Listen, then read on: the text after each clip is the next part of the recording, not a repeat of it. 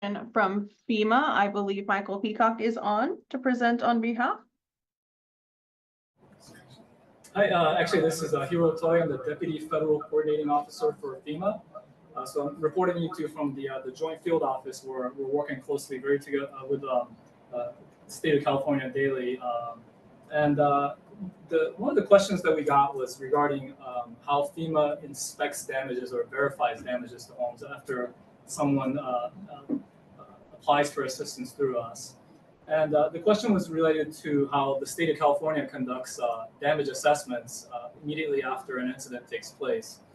And that data set is called DINS, or damage inspection, and that's conducted by CAL FIRE. And they actually do quite an excellent job in capturing disaster damages with using GIS programs, photographs, and just detailed information. So FEMA actually does not use that data for the purpose of evaluating eligibility for individuals that apply for assistance. That data that's provided by CAL FIRE to us through DINS, it initially gives us information on what the likely extent of the disaster impacts are. But what we do is once someone applies for FEMA assistance and indicates that there was damage to their homes, we will schedule an inspection with them. And sometimes this can be done geospatially. We can look at a satellite image and it'll tell that the home is no longer there, for instance. But what we do in instances where we need to verify the damage is we actually schedule time with the applicant, with the survivor, to actually physically go out to the property and inspect the damages. If anybody incurred damages as a result of this fire, really strongly encourage you to apply for FEMA assistance. That deadline is coming up. It's a week from today. March 10th is the deadline to apply for both FEMA and SBA assistance.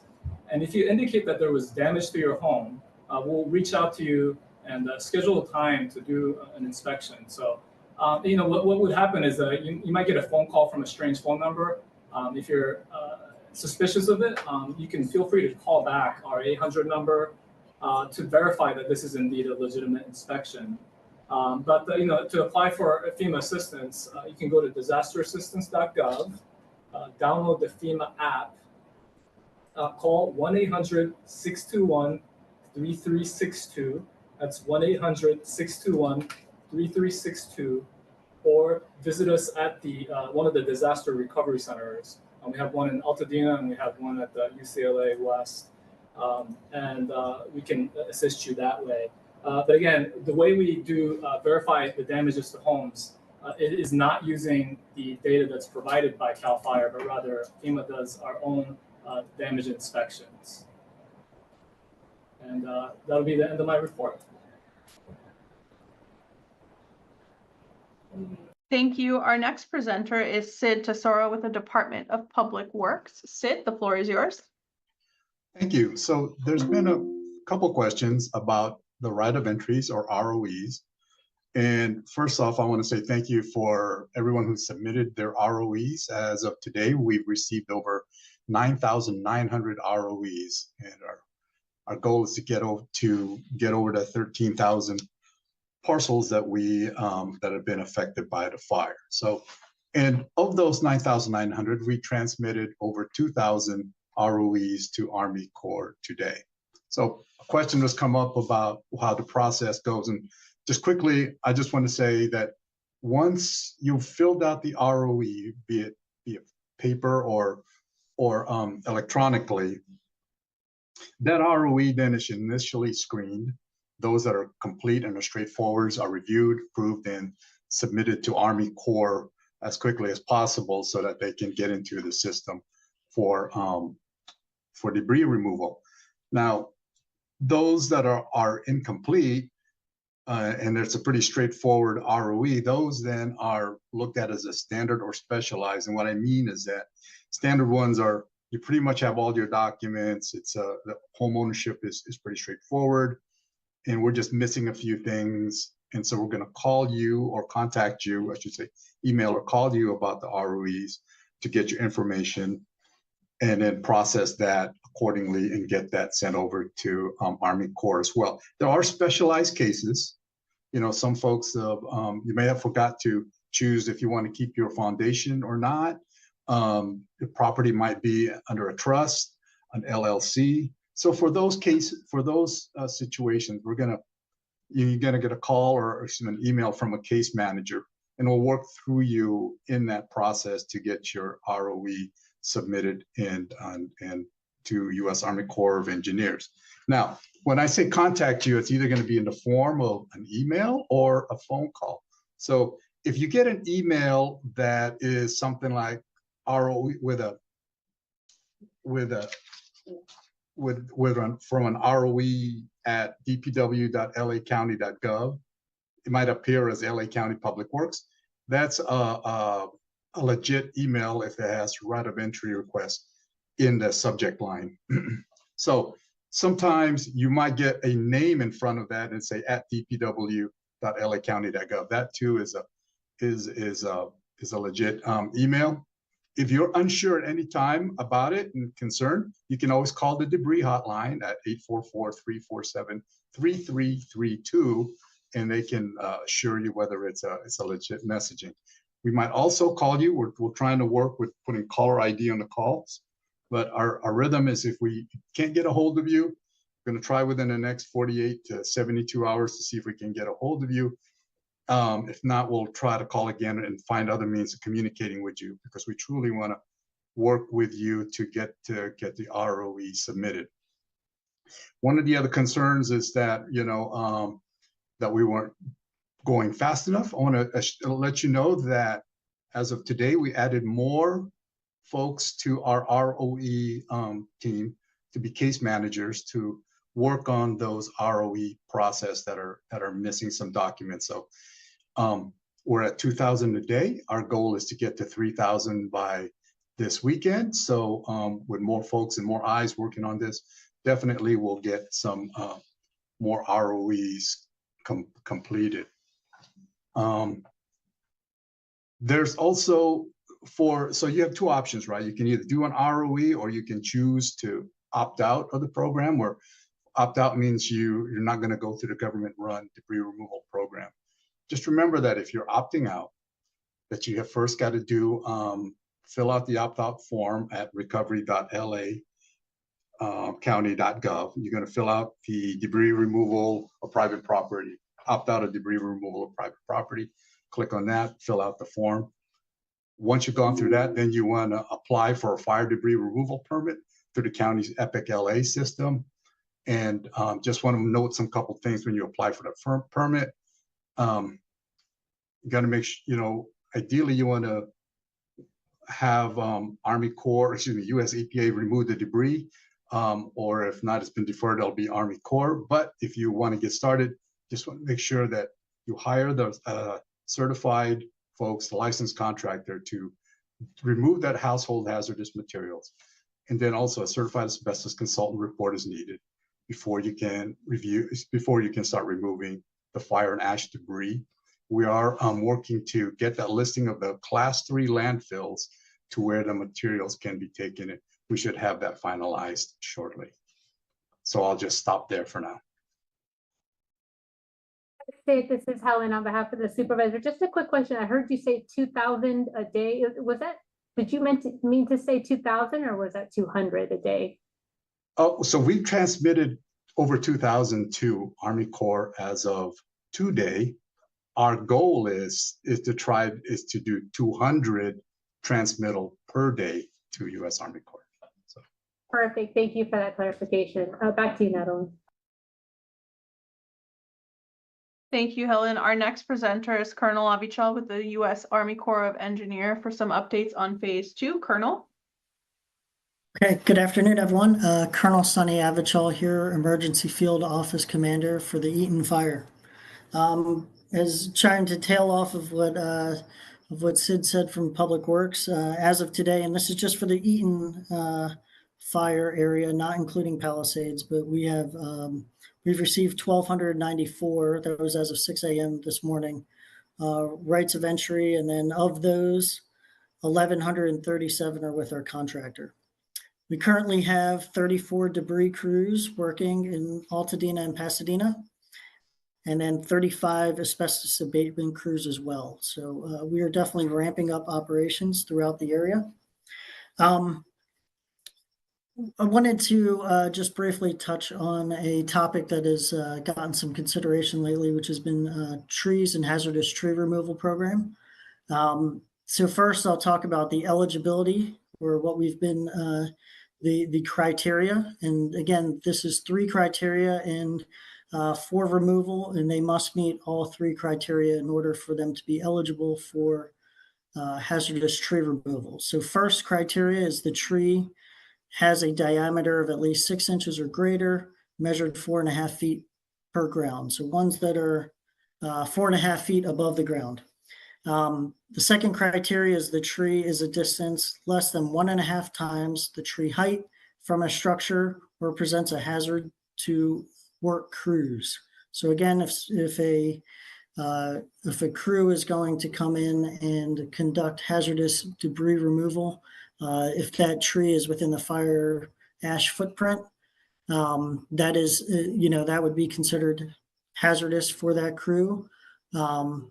And so that would be considered to be removed. And then the third criteria is the tree is dead or expected to die within 5 years as determined by an ISA certified arborist with tree risk assessment qualification, or TRAC qualification. That is the third criteria. And again, all 3 criteria must be present in order for the tree to be considered under the hazardous tree removal policy. Now, we've also been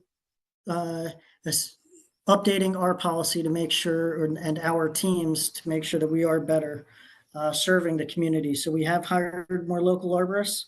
We are relooking, and those local arborists are relooking some of the previously marked trees, especially those with the determination of 5 years or less in terms of their longevity. So we are QCing our work. And then as of, I think the media release actually came out today, there is a official tree waiver that has been released, and that can be found on the recovery.lacounty.gov website. Okay, that concludes my update, and looking forward to the rest of the questions. Thank you. Thank you, Colonel. And we'll turn now to our final presenter, Clemente Mejia with the Department of Consumer and Business Affairs. Clemente, go ahead. Good afternoon, everyone. So my presentation will be about how to vet a contractor and avoiding scams. So when you're at the point where you're ready to begin rebuilding or repairing your property, we strongly encourage homeowners to hire a licensed contractor for various reasons. But the 2 that I would highlight today is, first of all, they are required to have workers' compensation insurance. So if the contractor has employees, they are required to have workers' compensation. And then the second one is a contractor's bond.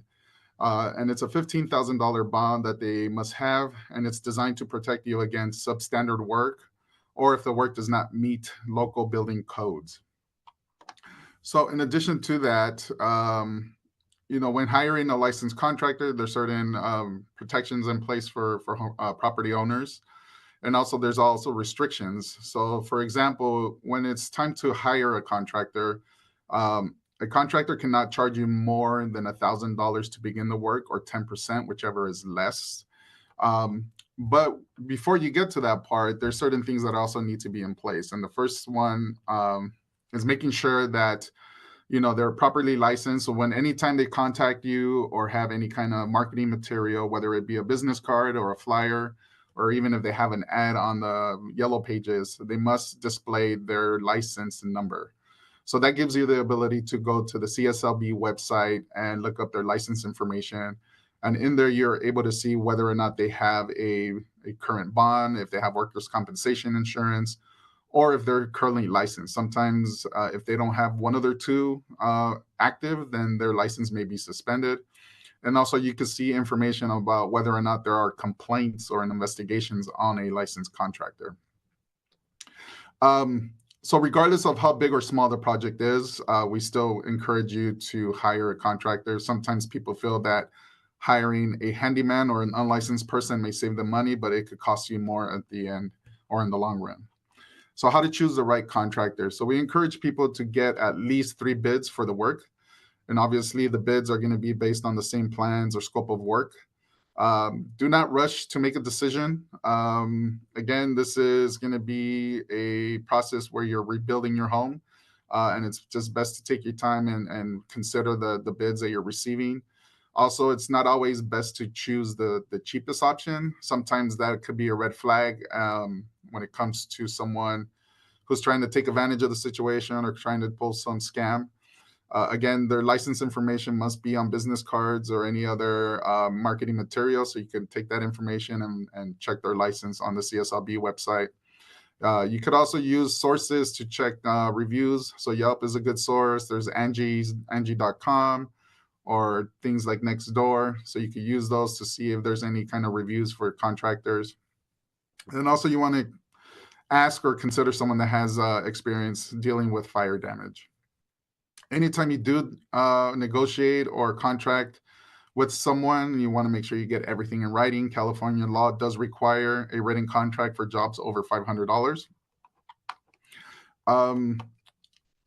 Next slide, please. So when you do hire and sign a home improvement contract, the next phase is paying the contractor. So again, initially, to start the work, there's a down payment should not exceed $1,000 or 10%, whichever is less. Now, what we've seen in the past is sometimes contractors will use scare tactics, or they'll say that they can finish the project a lot faster if you could pay it all up front or pay it sooner. And then a lot of times, homeowners are left with incomplete work or sometimes substandard work. So, try to avoid these tactics. You can set up a payment schedule. So as work gets completed, you could pay for that portion of the work that's completed. That's fine. And you could actually structure the contract or payments in the home improvement contract. Now, some of you may be dealing with homeowners insurance. So if you have a claim with your homeowners insurance, keep in mind that most likely any proceeds from that will be paid to the mortgage company. And that's designed for several reasons, but ultimately you did sign a deed of trust stating that in the event of a situation like this one, the mortgage company will be named as the lost payee. So they'll be receiving the proceeds from the insurance. But keep in mind, this is an amount equal to a rebuild value, right? Not necessarily to the value of your property. Also, just before, you hand over or sign off on the final inspection, or what we call when you sign the completion certificate, make sure that all the work is complete to your satisfaction. Again, there's going to be levels of standards, right? So the building codes is going to require work to be completed up to a certain standard. Now, if your expectation is above that, that's not necessarily required, but just make sure that it does meet the building codes. You could also try to ensure that they're paying their workers. If not, there might be a situation where there's a mechanics liens for a worker that doesn't get paid, or a subcontractor that doesn't get paid. And that also includes building material suppliers. And then it's also passing the final inspections. So if you have a complete rebuild, the Public Works, if it's through the LA County, they're going to issue a certificate of occupancy letting you move into your newly built home. So those are the things that you want to keep in mind. So how to protect yourself. So always you want to vet the contractor. So the best place to start is the cslb.ca.gov. All that information is available online. So you could check by license number. You could check by the contractor's name or the business name. Also, some contractors may use home improvement salespeople. So you could also check the registration for that salesperson because they have to be registered on CSLB.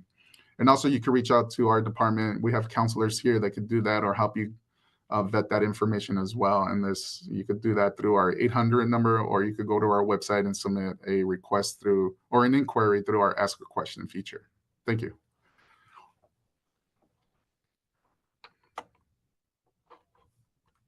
Thank you, Clemente. And now we'll transition to the question and answer portion of our evening. The following questions were submitted ahead of tonight's community meeting, and we'll answer as many of them as we can in the allotted time.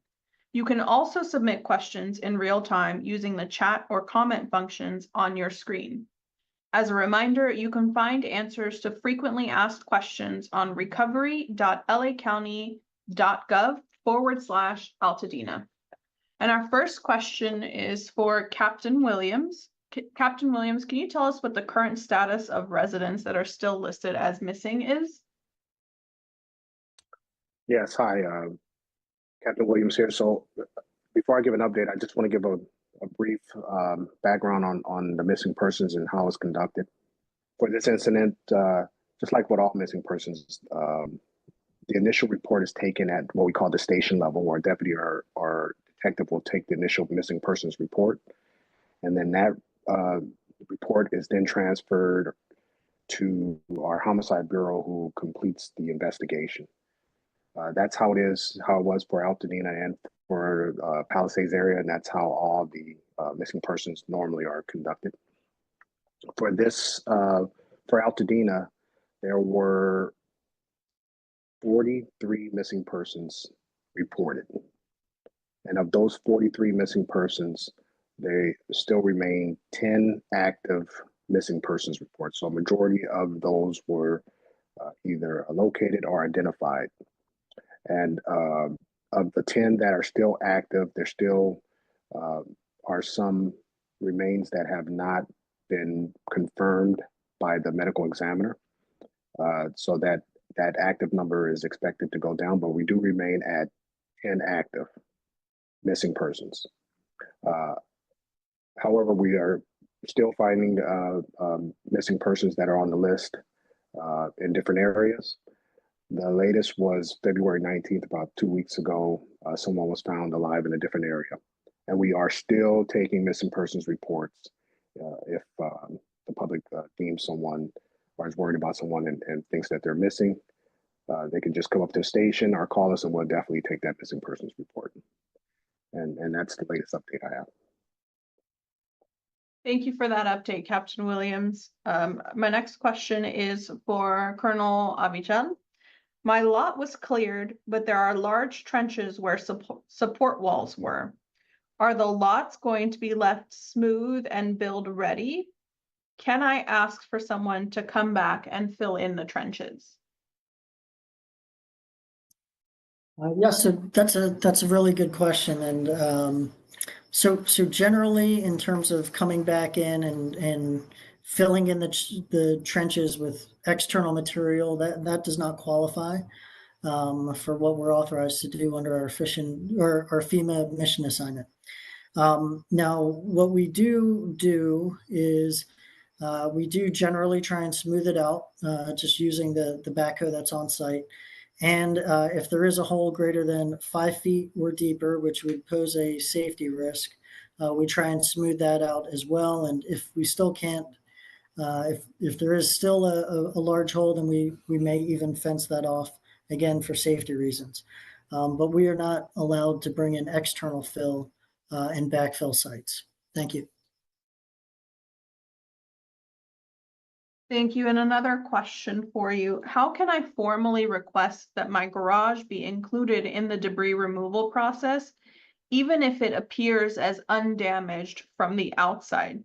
What steps do I need to take to make sure this is addressed? Yes, so this would go back to its eligibility. So my recommendation, and without having seen the actual garage itself, I think you would put it in your right of entry form if it's not already in there, but it definitely discuss it when you have your 3 to 5 day call with the contractor. Talk about the garage, talk about the damage that you think was caused by the heat. And then when you do the 360 walkthrough on the day of the debris removal, then there'll be an eligibility determination made then. But right now, just without the specifics, I won't be able to speak to that issue specifically. Thank you. Thank you. And can you remind us how pools and septic tanks are being handled in phase 2? Yeah, so pools are not eligible to be removed unless they are within the ash footprint. So most of the pools that we have seen have fallen outside of the ash footprint, so we have not removed them. And then septic tanks, again, within the ash footprint, but generally speaking, we have not removed septic tanks because usually they're too deep. We only go about 6 inches deep when it comes to the soil. Again, this should all be discussed during the 360 walkthrough or in the 72-hour call ahead of time for your specific property. Thank you. And a final question for you, but also for our reps from Public Works that are on. Can you tell us about how both you and Public Works are ensuring that the performance of all subcontractors is following the appropriate guidelines and safety measures? I'll start, and then my colleagues from Public Works are more than welcome to join in. So first, we have quality assurance personnel on site that are they're wearing the Army Corps logo castle, right? So you can probably see it in my background. It's a red and white castle. They usually wear it on their safety helmets as well as on their vests. And so they're there, they are on site to observe and to ensure that the contractor is meeting all the contract specifications. If you're on site and you see that it's not taking place, then you more than welcome to go up to that quality assurance representative and let them know exactly what it is that you're seeing. If you are, one question that we've had is related to trucks. So trucks that are not following the prescribed guidelines. So maybe they're speeding, maybe there's something else. So all of our trucks have a GPS tracker. So we are able to check to see their speed limits. But if you do see a violation of the truck, please, you check for the ECC logo. So that's a blue and white logo that'll be on the side of each one of the vehicles. Those are a Corps of Engineer truck, where that's from our contractor. And ideally, if you're able to take a photo or something like that, we could always track down a license plate, and we'll take swift action if it is one of our subcontracted trucks that is doing something that they're not supposed to. Okay, that's all I have on my side. And I just want to add, in addition to what Sunny just said, is that when the contractor has completed the work, we receive a form from Army Corps saying that work has been done. It includes photographs of the property and what work has been done. We review the forms, but we also do spot checks of the work that's in progress out there. We have assigned project managers in each of the Eaton and the Palisades area, and that's part of their duties, is to make sure that they're coordinating with Sunny's team at the completion of the work to make sure that it's done accordingly.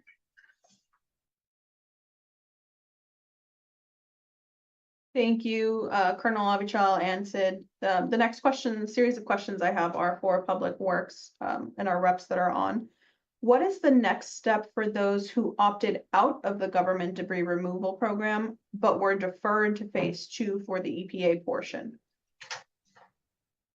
So if you opted out, but your property is deferred to phase 2, those properties that have been deferred are being handled by the U.S. Army Corps of Engineers to make the property they call make safe, and then to remove those household hazardous materials.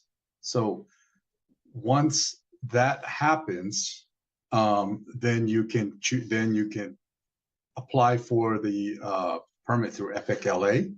But if you also have the option that if you do not want to wait for Army Corps to come in to do the hazardous material removal, just make sure that you're going through the permitting process and you hired a qualified contractor that can do that remediation work for household hazardous materials before doing that debris removal. Sid, I want to follow up just a little bit of a clarification there, because I have also the list of the original questions. And here, this particular constituent says that, so they were deferred, opted out and deferred to phase 2. But this person is saying, I need to pull a permit for debris removal. My contractor has all the necessary certifications, but the county's permit website and process are unclear. So what's my next step? What guidance can you give that individual? That individual should, if they have gone through the permit process, because the permit process is through the Epic LA. And in there, it's going to ask you a series of questions with regards to the qualification of your contractor. So if you've done it properly, it should kick you through the system. But let's say for whatever reason, something happens in that process. Please give our debris hotline a call, 844-347-3332. Then we'll work with that individual to make sure that we address their permitting issues or concerns through for the ones that have chose to opt out. Thank you, Sid and Helen. And another question for those who have opted out of the debris removal program. On the phase 2 webpage, it says that people who opt out will be expected to finish their debris removal in a timely manner. Can you please define what the timely manner is?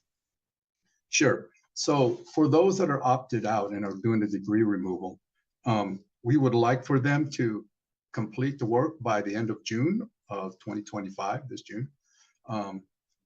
That date could be flexible, but right now we're trying to hold that date to get the debris removal done for those that are opted out.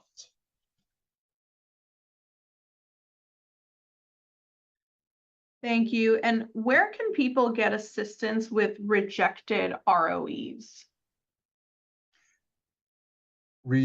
So if you have an ROE and there was something wrong with your ROE, or excuse me, I shouldn't say wrong, there was missing information with your ROE, we're going to call you or send you an email. I'd mentioned earlier that you would receive an email with a title,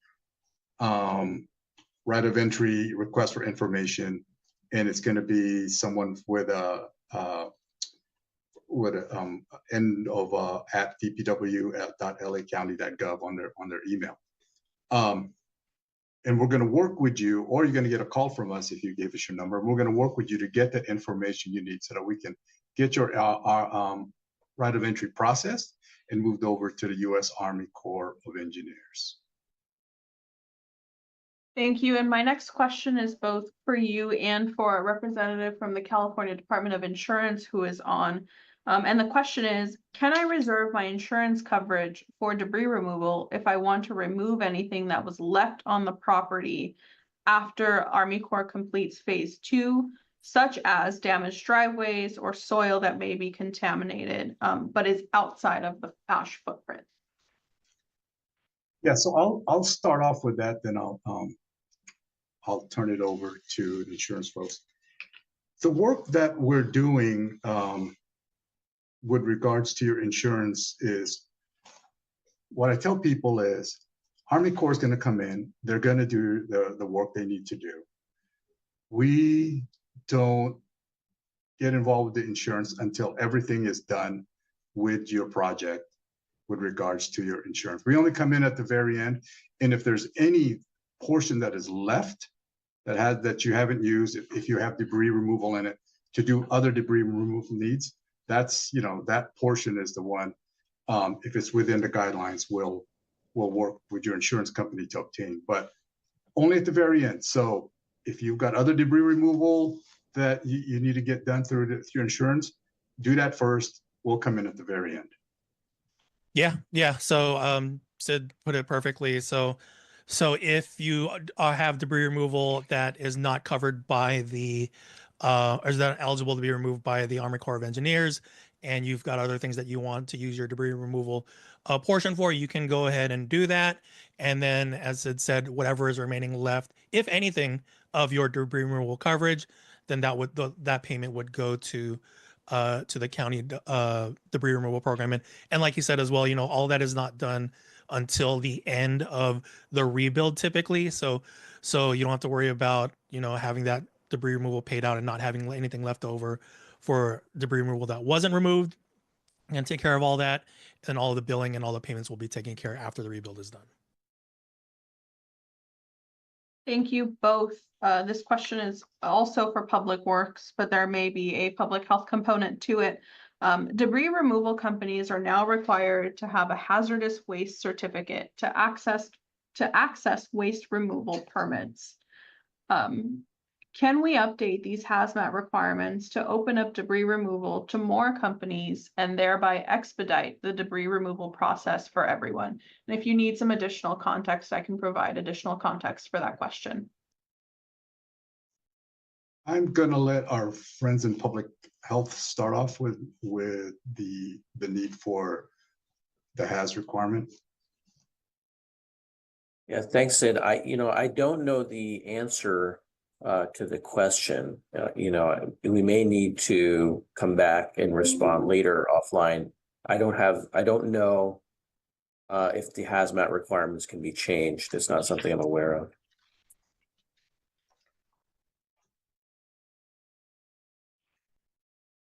Okay, thank you both. Next question. With the recent rains, there's been a lot of mud filled with debris left behind in the streets. Many houses have nails and dried mud, and cars are driving by and carrying dust clouds with them. Is there a plan or someone we can call to request street sweeping or pressure washing of the streets? I would again recommend that, start and call the debris hotline. And then we can route those calls accordingly to the right department to get the debris, to get all that mud and debris off the street. Have teams that are working to do that and to make sure that that's done properly. So start with the debris hotline and we'll route those that request properly. Thank you, Sid. Our next question is specific to residents whose homes are still standing. For those of you who are joining now, Helen provided remarks earlier in the meeting that there will be a special second meeting on Monday, March 10th, specifically for structures that are still standing. But I'm going to pose this question to you now and hopefully go into the specifics at the next meeting. My home is still standing. However, my neighbors' homes have been destroyed and some of their debris has spilled into my yard/property. First question, can I or should I submit an ROE so that the Army Corps of Engineers can enter my property and remove the debris? Second question, will my insurance company be charged? So I'll take the first part of that question on there. So in terms of submitting an ROE, the right of entry is specific to damage to structures on your property that are in excess of 120 square feet. So if you had debris coming in from an adjacent property, filling out an ROE would not get that work, would not qualify for the debris removal. In terms of the insurance, I'll turn that over to friends at insurance.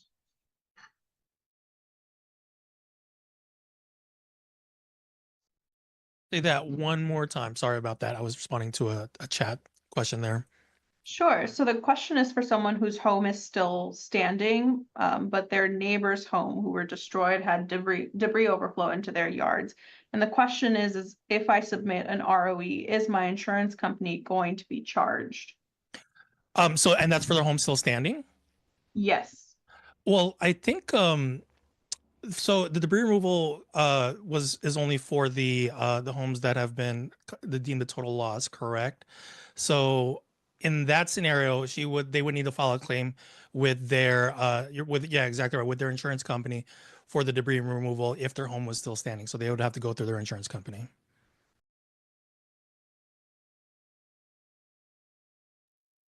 Thank you. And just for a point of clarity, Sid, so should they or should they not complete an ROE if there was no visible structural damage to their home?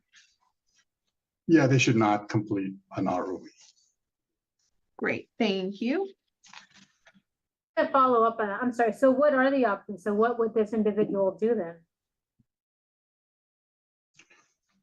So as Rob has indicated, they could file a claim on their insurance for that debris removal. But there wouldn't be an option for them to get that debris removal through the U.S. Army Corps mission. Okay, thank you. Just because in the original question, it was asking what were the other options? All right, thank you. Thank you. And then this question is for Public Works and or Director Bodek with Regional Planning. At a previous community meeting, county officials said that there is a possibility that they would hire surveyors to provide surveys and boundary markers for all affected properties. Are there any updates on this effort? Start with that one, Director Bodek. So after the debris removal, a survey may be required to establish property lines, and that would be the owner's responsibility to hire a surveyor. So at this time, no funding source has been identified to perform private property line surveys, but our crews are out locating and documenting survey control points in the Eaton Fire area. And then these points will be uploaded to our land records information website, so that information is available to assist with the private property surveyors as they're out there, and as they put in their information, there'll be more and more information to make this process easier as we go.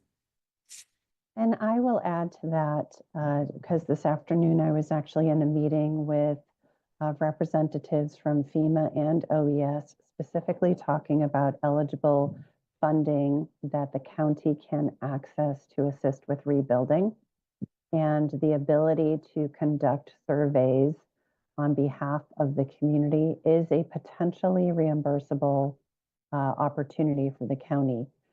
So while Kira's statement is accurate, we are hopeful that in the very short future, we will have some definitive guidance and basically a line of credit for us to be able to conduct that work.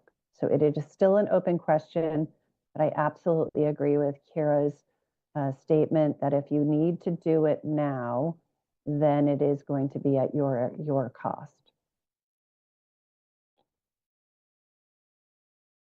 Thank you both. And a question on sidewalks, Director Bodek. How can we request sidewalks in Altadena? Great, I can take that one, Director Bodek. So you can email your community liaison, who is Lee Miller, to express your interest in adding sidewalks in your community. Lee's email is L for Lee, last name Miller, MILLER @pw.lacounty.gov. And while the installation of sidewalks can be costly and may require additional private property to be dedicated for public use, Lee can receive your request and connect you to our transportation team so they can get back to you regarding the specific locations that you're interested in. Thank you. And the next few questions are specific to septic tanks. So for some, this decision on whether extending sewer services to homes that are on septics could determine how or if they can rebuild. Is there any update on whether the county is going to extend sewer services for homes on septics? Unless that was another conversation I'm not aware of, there are a few areas in Altadena that are on septic.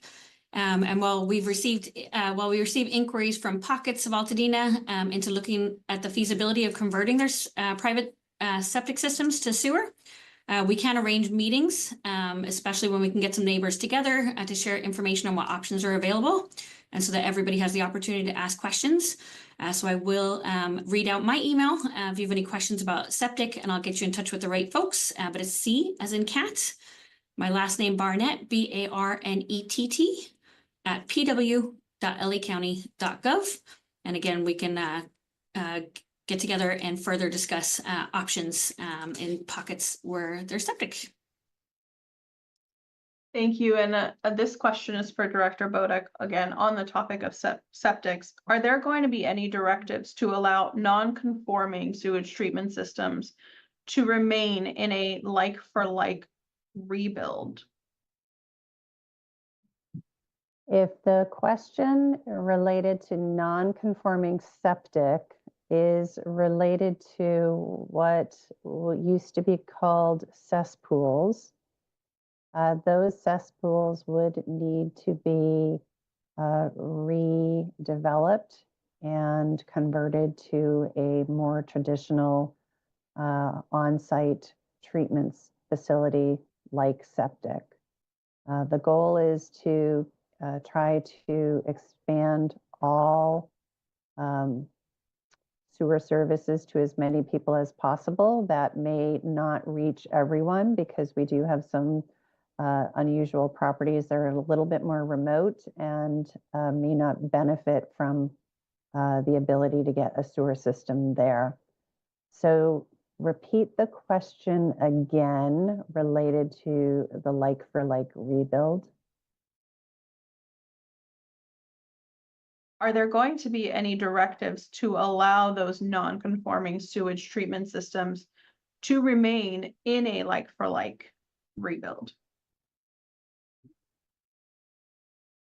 So will the sewage systems be allowed to remain? No, I do not believe so. If it is what we do consider to be a cesspool, I do not believe that those will be allowed to remain.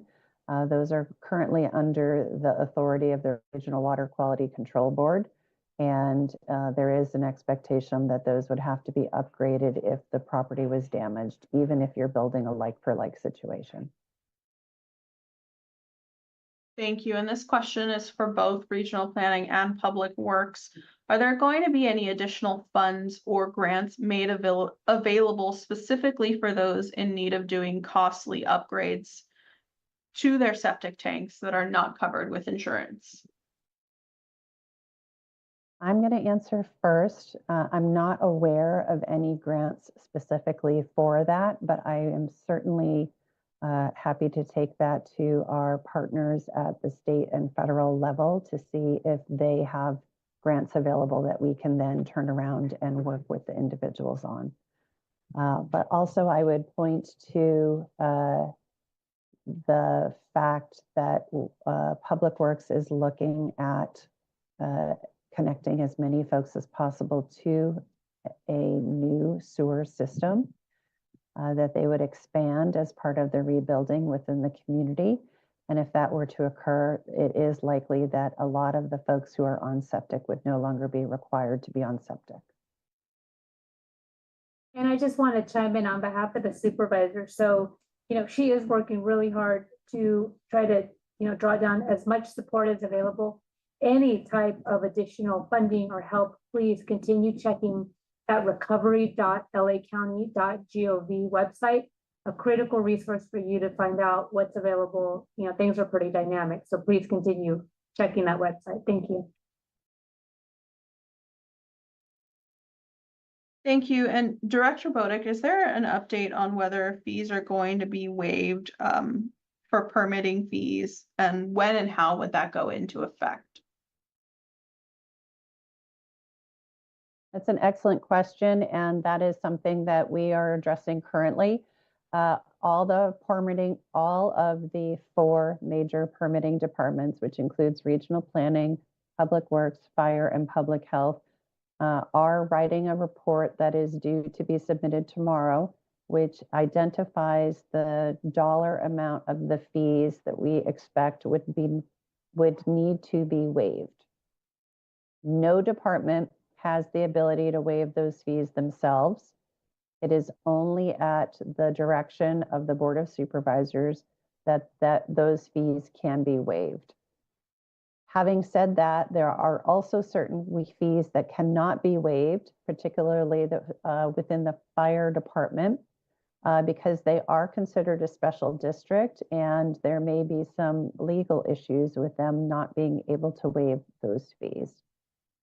It is still an open question as to whether or not the Board of Supervisors will be able to waive those fees given other financial situations that the county is incurring right now. I would say, and I have said this publicly before, if fees are waived and you have already submitted an application, you will be reimbursed for those fee waivers once those fee waivers are in place. Thank you. And we have a question here for our representatives from CAL FIRE. It seems like a lot of aid is tied to damage assessments that appear on the DINS map. Can you share more about how properties are being assessed for damage, and can the maps be updated at this point? I can take that one. Hello, everybody. Gene Pocky with CAL FIRE Office, State Fire Marshals, Defensible Space Program. Damage inspection, the initial damage inspection that was conducted during the emergency incident is completed. However, LA County Fire Department has been, my understanding for the last month, has been taking in requests for potential structures that got missed, or maybe a confusion about how their structure was categorized. So that process, and I'd have to defer to Chief Yanagisawa if it's still going, but that is initially what had happened when both incidents were going on. Is during the emergency incident, the CAL FIRE teams that comprised of other fire departments as well, it just solely wasn't CAL FIRE, were doing that boots on the ground validation through both incidents. Does that help with the question?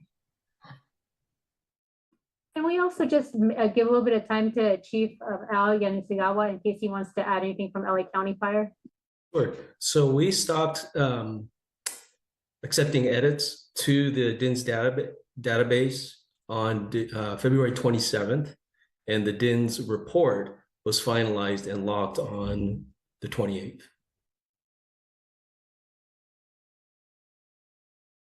Thank you both for responding to that question.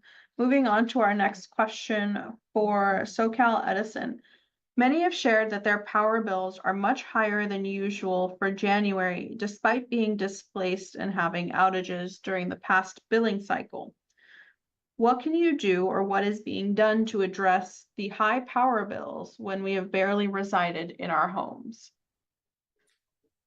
Thank you for that question. My name's Dave Ford. I'm the Government Relations Manager for Southern California Edison.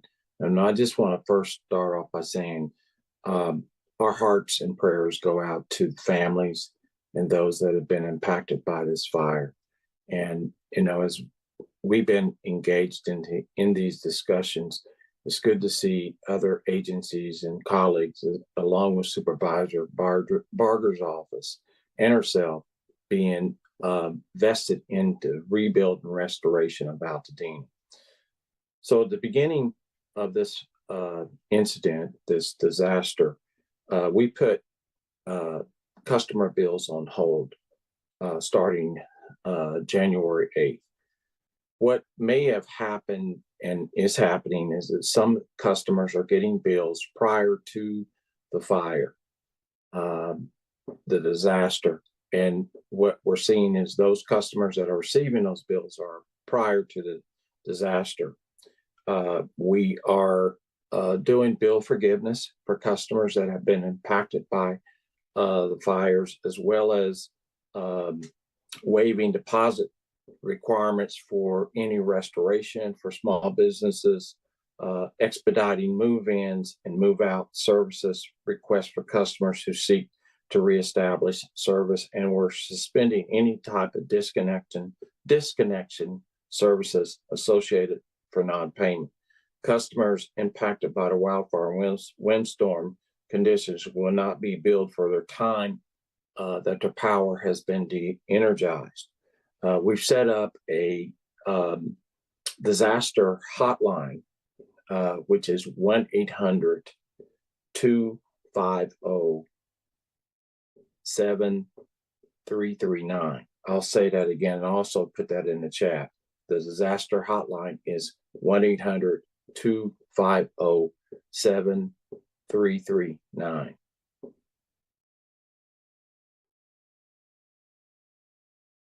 Thank you. And we have time for one last question, and that is for our representative from the Department of Insurance. Our dwelling limits coverage will likely not cover most of our rebuilds, and we will be needing the extended dwelling coverage some of our policies provide. Given that most everyone is underinsured, Can the commissioner insist that insurance companies pay out both coverages now instead of waiting potentially a few years until when or if we are able to rebuild? So sure, thank you for the question. So, under state law, after a declared state of emergency, like the Altadena and the Pasadena fires and all the fires that occurred, after a declared state of emergency, you do have the ability to combine your main dwelling coverage and your additional dwelling or structured coverage to help with the rebuild process. And yeah, that could significantly help somebody who maybe, is part of the rebuild process. If that homeowner had a mortgage, then that payment would be paid out to the mortgage company. And at that point, you'd have to discuss with your mortgage company about disbursement of those funds to start the rebuilding process. But if you feel your insurance company should be paying you those funds immediately and they're withholding those funds unjustly, that's when you really need to start contacting us at the Department of Insurance. So in that case, we can take a look at your insurance policy, make sure the insurance company is paying out as they should, and contact your insurance company on your behalf if we need to get to that point. And you can do so by starting what's called a request for assistance with the Department of Insurance. And our number is 1-800-927-4357. Thank you, Rob. That concludes all the time we have for questions today. I'll turn it back over to Helen Chavez, Communications Director for Supervisor Barger, for any closing remarks. Thank you. I appreciate everyone's time, both the public that has tuned in and also our subject matter experts who gathered here to answer your questions. And I just want to clarify, for next Monday, so that would be March 10th, we're going to have 2 virtual community meetings. We will have this standing 4 p.m. community meeting following this approach and method that we've been applying now for several weeks. And we'll have a second additional meeting in the hour immediately following, so from 5 to 6 p.m. And that community meeting will be specifically dedicated to questions from renters and property owners that have structures that survive the wildfires. So just to clarify, 2 virtual meetings, 4 to 5, and then the special one, 5 to 6 on those particular topics. Again, thank you all for joining us. On behalf of the supervisor, again, she sends her regrets that she wasn't able to make it today as she's traveling back, but she will be here with you all next month. Thank you, and signing off.